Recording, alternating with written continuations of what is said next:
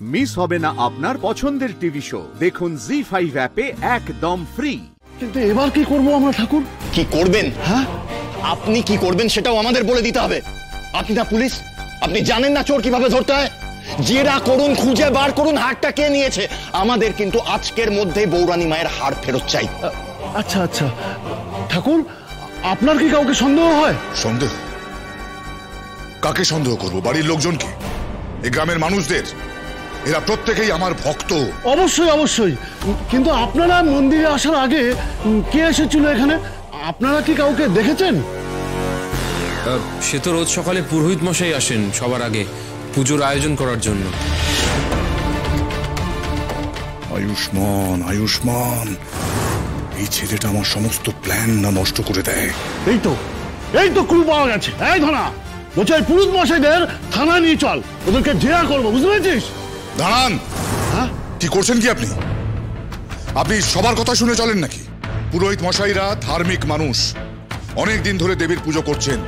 ওনারা এই কাজ করতে পারেন না। ওনাদের দিকে আঙ্গুল তুলে আমি আরো বড় পাপ করতে চাই না। কিন্তু ঠাকুর, জেরা না করলে তো চোরের সন্ধান পাওয়া যাবে না। আর ওনারা যদি দোষ না করে তাহলে তো ওনাদের কোনো ভয় নেই। আর ওনারা যদি কিছু জেনেই থাকেন তাহলে তো চোর ধরতে আমাদের সুবিধা হবে। আমি চাই না আমাদের এত বছরের পুরনো বিশ্বস্ত পুরোহিত মশাইকে থানায় নিয়ে যাওয়া হোক। কিন্তু দাদা, হাটটা যেহেতু আমাদের বাড়ি থেকে চুরি গেছে, তাই আমার মনে হয় যে দায় তো সবাইকেই নিতে হবে আমাদের। না নরোত্তম, এটা হতে পারে না। ঢোলবাবু, আপনি আমার কথার উপর ভরসা রাখুন। ওনারা এই কাজ করতে পারেন না, কখনোই না। আচ্ছা ঠাকুর, আপনি যখন বলছেন তখন না হয় নতুন কোনো উপায় বার করতে হবে। আচ্ছা, এই গ্রামবাসীদের মধ্যে কারা কারা ছিলেন এই চুরি যাওয়ার আগে? গ্রামবাসীরা তখনও তো কেউ আসেনি, কারণ গেট খোলা হয়নি। সেই সময় বাবা ভেতরে ঢুকে দেখেন যে হাটটা নেই। একদম ঠিক, আমারও সেটাই মনে হয়। ওনারা ঢোকার আগে হাটটা চুরি হয়েছে। একদম ঠিক ধরেছেন, আমিও সেটাই ভাবছিলাম। হাটটা নিশ্চয়ই কেউ চুরি করেছে। গ্রামবাসীরা তো নির্দোষ, কিন্তু কাকে দিয়ে জেরাটা শুরু করবো আপনি একটু বলে দিন। সেটাও আমাদেরকে বলে দিতে হবে। না না না, বলতে হবে না, আমি বুঝে গেছি। কি বুঝেছেন আপনি? কি বুঝেছেন বলুন। এই বাড়ির কাজের লোকগুলোই নাটের গুরু। আমার বাড়িতে ওই কাজের লোকগুলোই নুন, তেল, হলুদ সব চুরি করে। ওই কাজের লোকগুলোই চুরি করেছে, ওদেরকে ধরতে হবে। আমরা কিছু করিনি, আমরা কিছু করিনি। আমরা কিছু, আমার ঘাড়ে কটা মাথা দাদা। মায়ের হাত চুরি হওয়ার আগে আমার মরণ হয়ে যাবে। এখনো স্বীকার করার হাতটা কোথায় রেখেছিস? তাহলে কিন্তু শাস্তি কম হবে। বল, চুরি করিনি। চুরি করিসনি? এত বড় অনাচার আমি করতে পারি না। সত্যি করে বল, মিথ্যা কথা বলবি না। বল, নাহলে কিন্তু থানায় নিয়ে গিয়ে খুব পাবো। বল।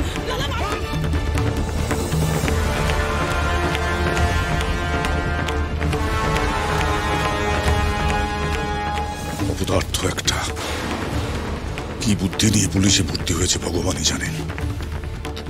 এই ঝামেলাগুলো মিটুক, এরও ট্রান্সফারের ব্যবস্থা করতে হবে। এখানে থেকে গেলে গন্ডগোল পাকিয়ে দেবে।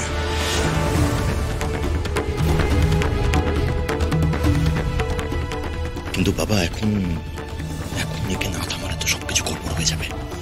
বল, বল কোথায় রেখেছিস? বল। আর মারবেন না স্যার, আর মারবেন না। তাহলে হাতটা কোথায় রেখেছিস? বল বল। জানি না স্যার। বলবি না? বলবি না? তখন থেকে আপনি বলরাম দাকে কেন মারছেন? ওনারা তো বলছেন ওনারা চুরিটা করেননি।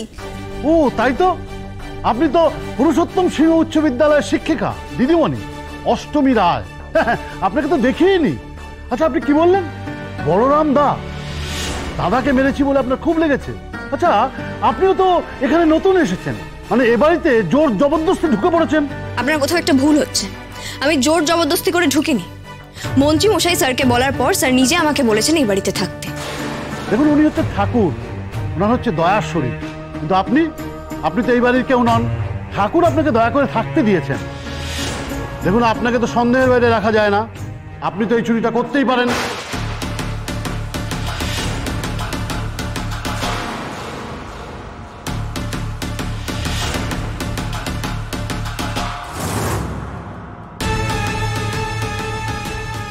যাক, তো এতক্ষণ একটু ঠিক ঠিক গিয়েছে। ঘটে কিছু অ্যাটলিস্ট বুদ্ধি আছে।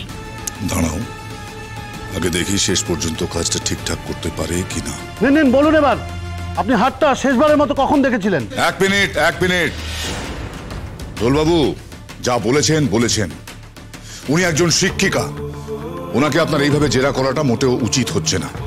আর তাছাড়া উনি আমাদের বাড়ির অতিথি। আমি জানি তো ঠাকুর, কিন্তু কি করব বলুন তো, পুলিশের চোখে তো সবাই সমান, শুধু আপনি ছাড়া ঠাকুর। তাই আমাকে তো একটু জিজ্ঞাসাবাদ করতেই হবে। ভুল তো কিছু বলেনি, ঠিকই তো বলেছে। ও তো আমাদের বাড়ির কেউ নয়, বাইরে থেকে এসেই বাড়িতে ঢুকে পড়েছে। বলা তো যায় না কার মনে কি আছে। মা, এত কথা বলার তো দরকার নেই, ওর ঘরটা সার্চ করলেই তো হয়, তাহলেই তো বোঝা যাবে হাতটা ও নিয়েছে নাকি নেয়নি। হ্যাঁ হ্যাঁ, চলুন আমার ঘরটা সার্চ করবেন, চলুন। যতই হোক আমি তো এই বাড়ির কেউ নই, আমি তো বাইরের লোক। তাছাড়া এত বড় একটা চুরি হয়েছে, আমার মনে হয় আমার ঘর থেকেই সার্চ করাটা শুরু হবে। আমি তো নিজের প্রাণ বাঁচাতে এখানে এসেছি, তারপরেও যদি আপনাদের মনে হয় যে এই অপরাধটা আমি করে থাকতে পারি, তাহলে চলুন আমার ঘরটা সার্চ করবেন, চলুন।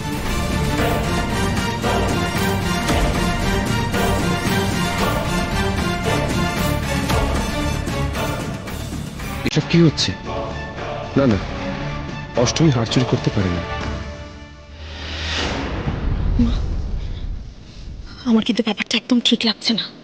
দেখো, একদিকে বাবার কথার উপর ভিত্তি করে সবাইকে ছেড়ে দেওয়া হলো, আবার অন্যদিকে কনফিডেন্টলি অষ্টমী বলছে ও চুরিটা করেনি। তা সত্ত্বেও পুলিশ আগে অষ্টমীর ঘরে সার্চ করতে চলে গেল।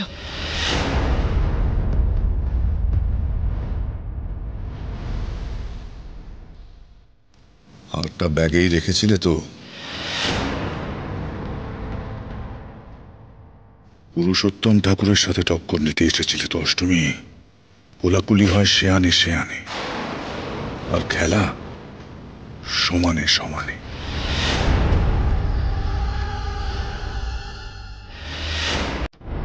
প্রেম স্যার আসুন, সার্চ করুন। আমি কি বাইরে গিয়ে দাঁড়াবো না ভেতরেই থাকবো? সে আপনি যেখানে খুশি সেখানে থাকতে পারেন। আমরা আজকে এখানে এসেছি হার খুঁজে পাবো, তারপর এখান থেকে যাব। হ্যাঁ, ভালো করে খুঁজুন না, আপনি সব ওলট পালট করে খুঁজুন, খুঁটিয়ে খুঁটিয়ে খুঁজুন। এই যে টেবিলের তলা, খাটের তলা, তারপরে আলমারির নিচে, টেবিলের ড্রয়ার, যেখানে ইচ্ছে খুঁজুন। একদম চুপ, একটাও কথা বলবেন। এই অম্লান কুসুম ঢোলকে তুমি একদিন দেখে বিচার করতে পারো না। এসে এসে কথা বলেছি মানে তুমি আমাকে ফালতু ভেবেছো? খুব স্মার্ট ভাবো নিজেকে। এই খোঁজো, আলমারি দেখো, আর তুমি এখানে দেখো, আপনি ওখানে দেখুন।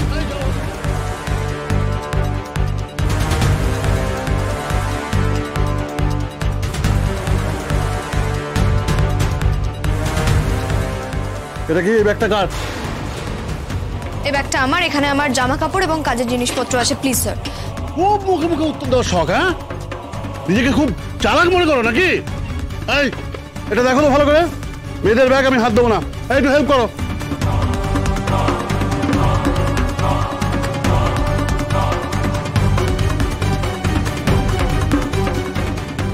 ওই তো নামের ছিরি ঢোলবাবু, খুব রোয়াব নিচ্ছে আজ। নিক না, তারপরে যখন ব্যাগ থেকে কিছুই।